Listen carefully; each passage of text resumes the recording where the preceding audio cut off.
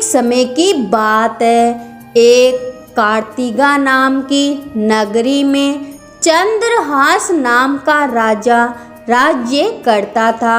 उसी नगर में एक ब्राह्मण धनवेश्वर रहता करता था। उसकी सुंदर और सुशील पत्नी थी जिसका नाम था रूपवती।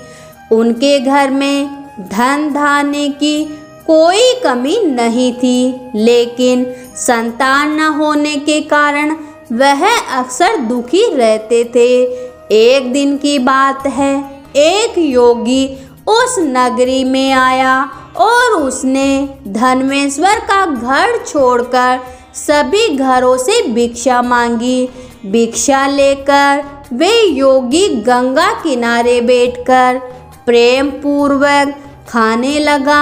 तभी दुखी होकर धनवेश्वर ने योगी महाराज से भिक्षा न लेने का कारण पूछा।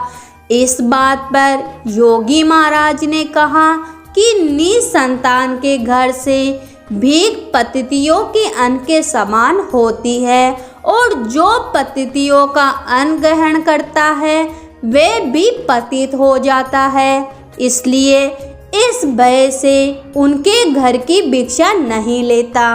योगी महाराज की बात सुनकर धनवेश्वर बहुत दुखी हो गए और उन्होंने योगी महाराज से पुत्र प्राप्ति का उपाय पूछा। योगी महाराज ने उन्हें चंडी की उपासना करने की सलाह दी।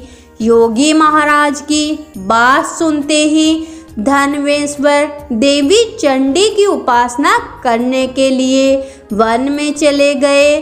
16वें दिन तक धनवेश्वर की उपासना से प्रसन्न होकर देवी चंडी ने उन्हें दर्शन दिए और पुत्र प्राप्ति का वरदान दिया, लेकिन साथ ही ये भी कहा कि वे केवल 16 वर्ष तक ही जीवित रहेगा, लेकिन 32 पूर्णिमा का व्रत रखकर उसे दीर्घायु किया जा सकता है। लेकिन स्त्री और पुरुष दोनों को ही व्रत रखने होंगे।